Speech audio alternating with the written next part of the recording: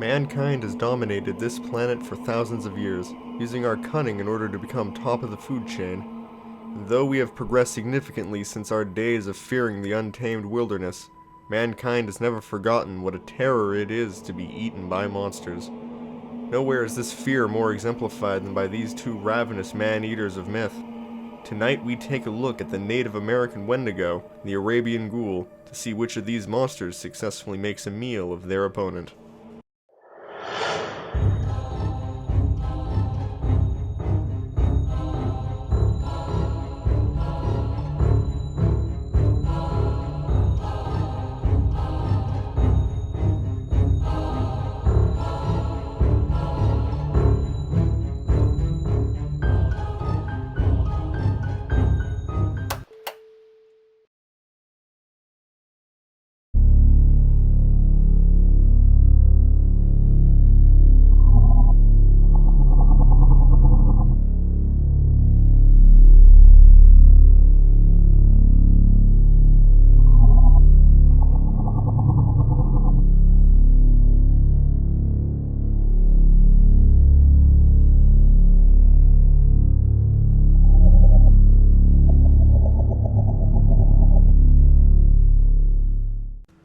Native American folklore is home to many fantastic creatures, but none are as feared as the great ice cannibal of Algonquin myth, said to lurk around the Great Lakes region. It goes by a number of names with a number of spellings, but the most common name is the Wendigo, meaning the evil that devours. Legend has it that the first Wendigo was a great warrior who sold his soul to the devil in exchange for fantastic physical abilities. That doesn't even begin to describe the true nature of this monster. Rather than a creature of true flesh and blood, the Wendigo is actually a powerful malevolent spirit. Malicious, insidious, predatory. Described as the spirit of lonely places, it brings terribly cold weather in its wake in an attempt to strand travelers, depleting their resources over time and forcing them to commit what is considered by many to be the ultimate taboo: cannibalism, and of their loved ones no less. But that's only the beginning, for succumbing to this sin opens up one's body to the Wendigo spirit, causing them to transform into something of nightmares. It is described as extremely gaunt and malnourished, with grayish-yellow skin stretched tightly around meatless bones, its face empty of expression, with glowing yellow eyes and lips torn away by its own jagged teeth. For claws it uses the exposed bones of its own fingertips, each filed down to a razor-sharp point. However, contrary to how it's usually depicted across modern media, the Wendigo was never described as having antlers or anything of the sort in traditional myth. It's not entirely known where the idea of a deer-like Wendigo first originated, but it's believed to have gained popularity through its depiction in the 2001 film Wendigo. For the sake of this episode, I'm going to say he's wearing the skull of a stag, either as a method of intimidation, head protection, or possibly even as a trophy for having slain it.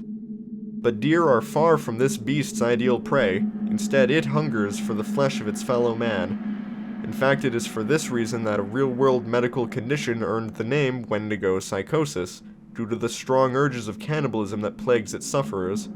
The Wendigo's insatiable hunger for flesh results in a thin and emaciated frame. No matter how much it gorges itself, the Wendigo can never be fully satiated, due to its most frightening ability.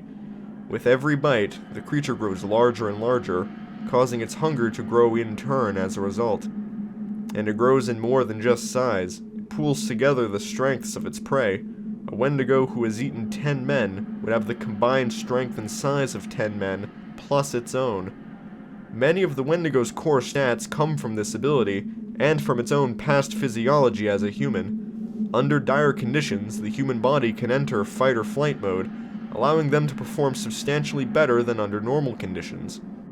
Having nothing in mind other than the uncontrollable urge to feed, there's little doubt such a creature would be maximizing the effectiveness of its body to achieve superhuman stats, even if the host or the prey it eats are themselves not that healthy or athletic. The Wendigo is sometimes said to run fast enough to kick up whirlwinds behind it, and this should be no surprise, as professional sprinters can already reach speeds around 25 miles per hour. Imagine multiplying that speed by the number of people it has consumed. And the same can be said for its strength too. A well-fed Wendigo is said to topple trees with ease, and this should be no stretch of the imagination. Now, with such a terrifying beast, surely there's nothing that could stop it, right? However, the Wendigo does demonstrate a few weaknesses. For example, the spirit's evil makes it vulnerable to blessings and holy relics, and this includes anything composed of silver. Moreover, the physical body is always vulnerable to harm, and can still be killed with sufficient damage. However, killing the host body simply frees the Wendigo spirit into the world. The only surefire way to kill the spirit is with fire, specifically by incinerating the beast's frozen heart, as this is said to destroy the soul in the process. Otherwise, the spirit would continue to roam the wilderness, searching for a new host to corrupt and control. Chilling stuff. Let's take a look at the other side of the globe to see how another legendary man-eater compares. There are many dangers which one may encounter in the desert, but those unfortunate enough to have a run-in with creatures called ghouls seldom live to tell the tale.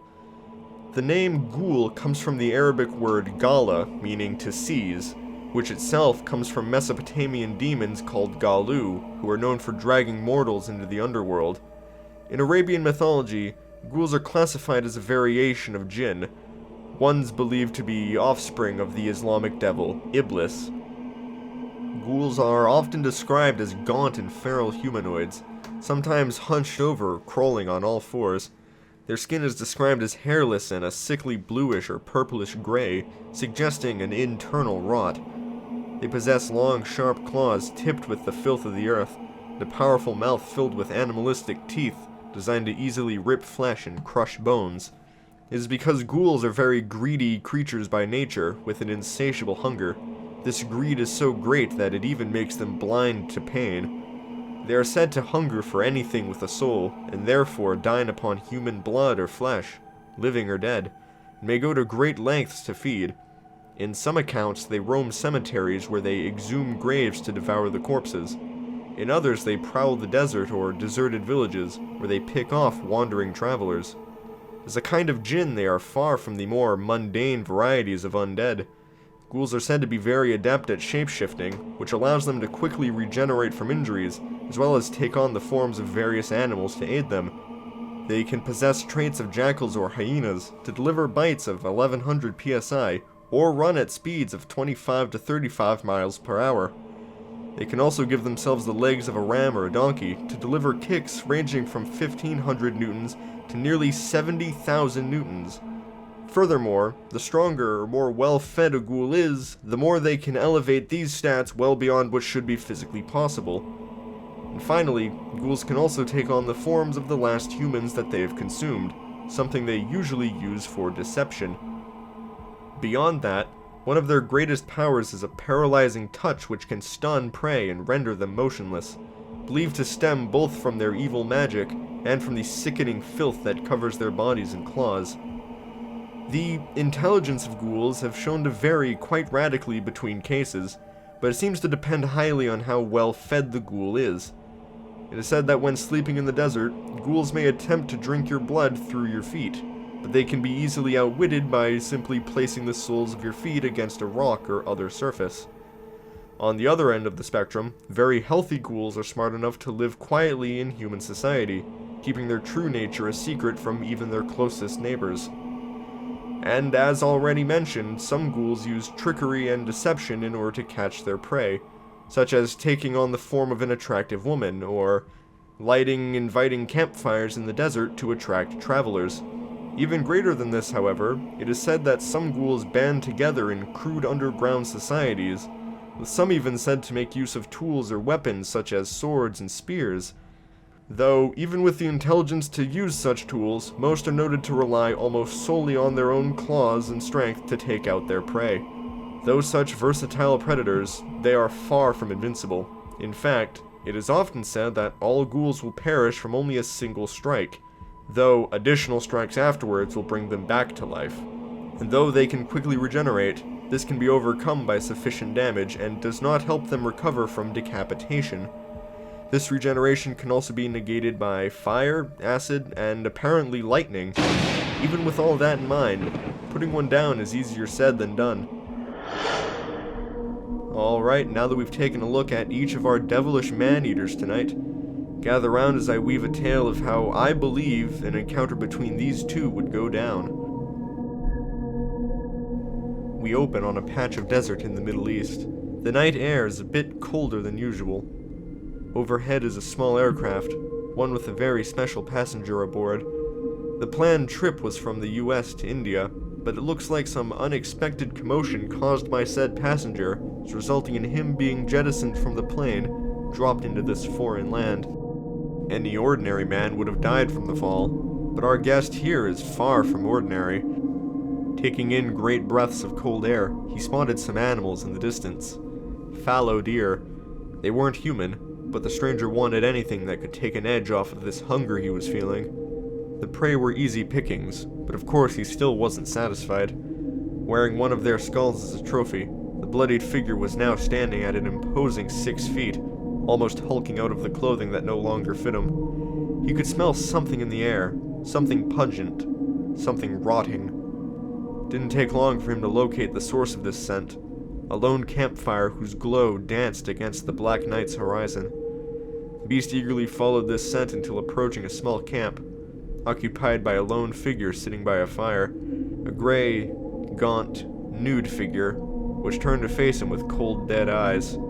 That's when they saw one another, divided only by the small camp that sat a few meters between them. The ghoul showed particular interest in the beast that stood across from him, both due to its bestial and foreign form, and from the particular aura that emanated from it. Whatever this thing was on the outside, it was clear that on the inside there was more than one soul stirring about.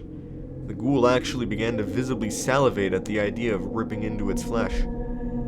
Meanwhile, the Wendigo was having similar ideas. Living or dead, this entity that stood before him was very human in shape, and it smelled of pungent decay.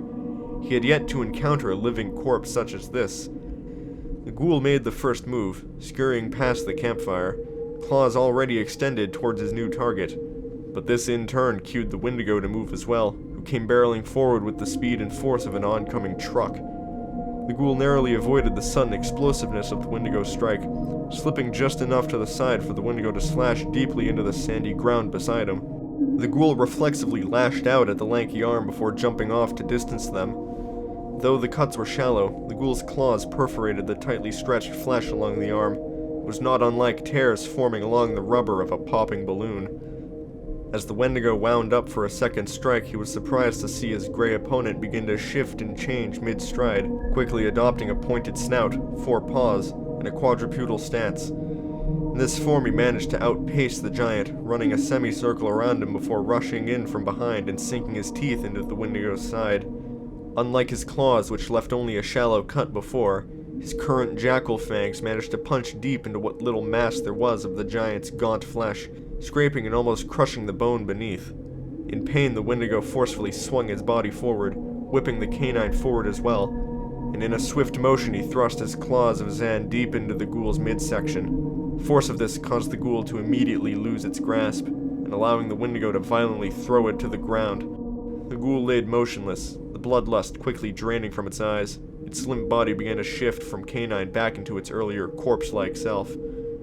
After several breaths, the Wendigo let out a howl of victory as it began to tear into the rotten gray flesh, filleting open the stomach that was still bloated from its previous meal. But just as quickly as it had passed away, the ghoul suddenly regained its life with an unexpected vigor that caught the ice cannibal off guard. The ghoul defensively let out a roaring hiss as it slashed at the Wendigo before kicking it backwards with an even more unexpected set of hooves. The Wendigo, stunned and confused by the bizarre nature of this prey, watched as the ghoul began to reshape and reform his lost tissue. But as the ghoul was preoccupied with regaining his footing and repairing his injuries, he failed to notice the giant before him was growing even more massive by the minute. The giant took a mouthful of rotten flesh that he had stolen from his opponent, and he began to increase in size.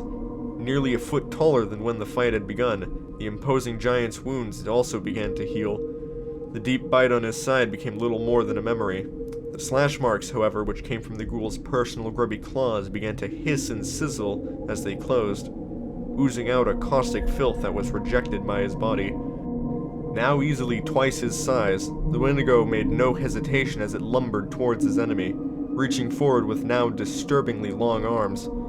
Though such a giant should have slowed considerably under its own weight, the Wendigo actually seemed to be even faster than before, quickly snatching up the ghoul in his branch-like arms and throttling him about like a rag doll. Caught in the giant's iron grip, the ghoul attempted to dig all of his claws into the now oversized wrist, but the thicker and tougher skin put up much more resistance than before, only allowing for shallow scrapes. Though shallow, the stinging touch of the claws still brought great irritance to the Wendigo, who swung his hand down towards the ghoul with great force.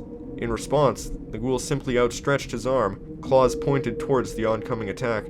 The force of this impact was much greater than anything the ghoul could deliver on his own. It was more than enough force to punch all of his claws deep into the giant's flesh and clean through to the other side. The Wendigo cried out loudly and threw the ghoul skywards like a softball before clutching at his injury. But the ghoul didn't leave empty-handed. His claws were still gripping a large circular piece of flesh that used to comprise the palm of the Wendigo's right hand. The Wendigo stared in pain at his fresh wound, watching as it healed only enough to stop bleeding. Without any new food to regenerate, this hole was here to stay for the time being. The ghoul hit the ground with an audible thud and skidded through the sand. The trauma of being squeezed, shaken, and thrown left him with significant trauma, but the voracious eater could care less as he chowed into the lump of stolen flesh he had made off with. The Wendigo had no interest in letting his foe recover. Without even regaining his footing, the ghoul scurried erratically across the ground as the Wendigo charged towards him and past him multiple times like an enraged bull. It didn't take long for the Wendigo's path to straighten out into a circle. Round and round it ran faster and faster, kicking up a sandstorm that swept the ghoul up in a cyclone of sand and wind. Still finding ways to surprise us, the ghoul forcefully jerked its body to one side, lobbing itself out of the dust devil and onto the still running giant. The fall was less than graceful, unexpectedly landing itself onto the Wendigo's shoulder, using the force of the fall to dig its own claws right in. The Wendigo wasn't going to be made a fool of a second time. He pried the ghoul off of him with both hands and slammed him forcefully into the ground below, before using his superior claws and strength to completely rip the ghoul's arm clean off. In 3 bites, the arm disappeared into the Wendigo's gullet. But even after all this, the only thing the ghoul was occupied with was licking his fingers clean of what flesh he managed to cut loose from the Wendigo's shoulder. Once the mutual meal had ended, both monsters stared each other down one final time, both beginning to recover from their fresh wounds. The claw marks on the Wendigo sizzled and smoked as they closed. Now even the hole in his hand was almost too small to see through. But things were a bit different on the ghoul's side. Not only was his entire arm coming back, it was bigger. Bigger, longer, and with a hole in the palm. This was the ghoul's final trick. After consuming the Wendigo's flesh, he was able to assume his form. But he wasn't stopping at an arm. No, he too was gradually growing in size, beginning to match the giant that stood before him. In a fit of shock and frustration, the Wendigo rushed forward yet again. But this time he was feeling a little off. As he rushed forward, his joints began to ache. His ligaments began to seize up slightly. The ghoul's caustic filth that entered his body through the now numerous claw wounds was finally starting to take its toll. Still enraged, the Wendigo quickly met his still morphing opponent and struck him with all his strength, knocking him back in the process. He grunted in pain as he did so, his muscles almost refused to cooperate. After a second more, the ghoul was now matching the Wendigo in height.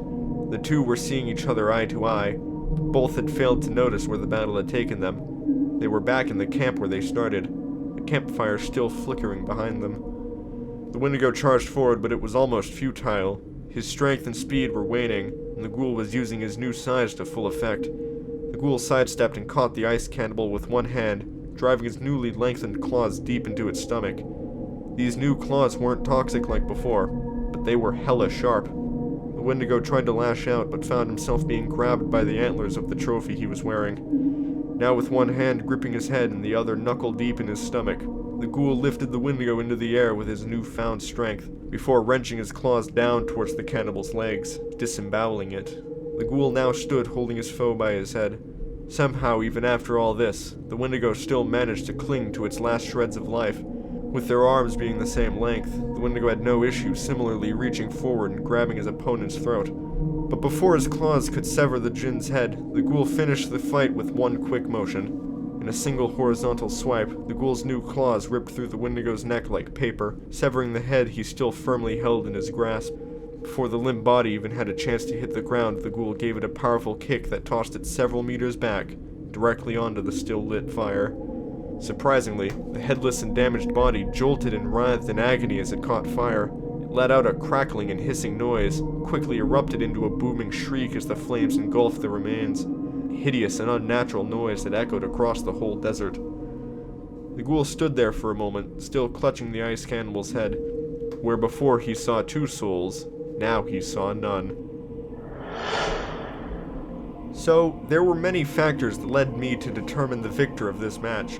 Let's start with general stats. Starting off, the initial host for the Wendigo would have their stats elevated to levels of at least peak human athletes, while the base form of the ghoul has stats that can easily exceed superhuman levels.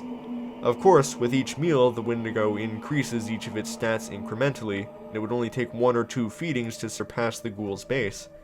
However, the ghoul also supplements his stats by changing shape into various different animals. Not only does this provide an increased variety of attacks and unpredictability, it stands to reason that each animal form would also far exceed the limits of the natural counterparts, just as the default base is far above human levels. But even with these increased stats for the ghoul, the Wendigo can of course still surpass it after additional feedings, now instead only taking 4 or 5.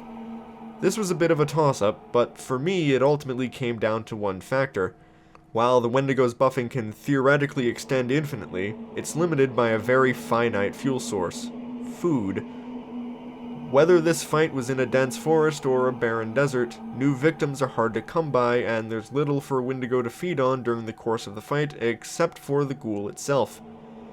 And while I could have started off the Wendigo already fed, then it would have only been fair to have made the ghoul equally well fed, which would not only have given it an edge in intelligence, but also access to weaponry as well as more advanced forms of Jinn magic.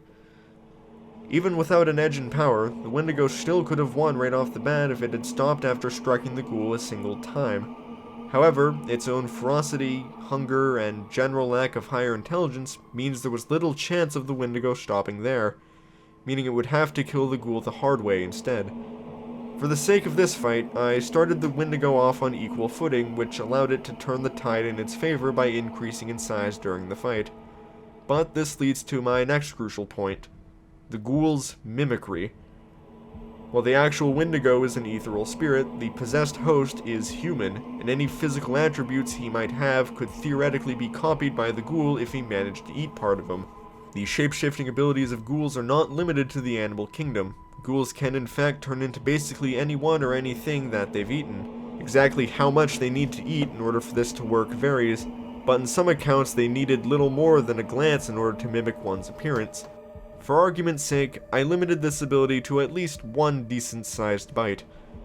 In many native tales, the Wendigo is defeated when it is fought on equal footing. In one tale, an ordinary hunter managed to kill a recently turned Wendigo simply by stabbing it a couple times in the head.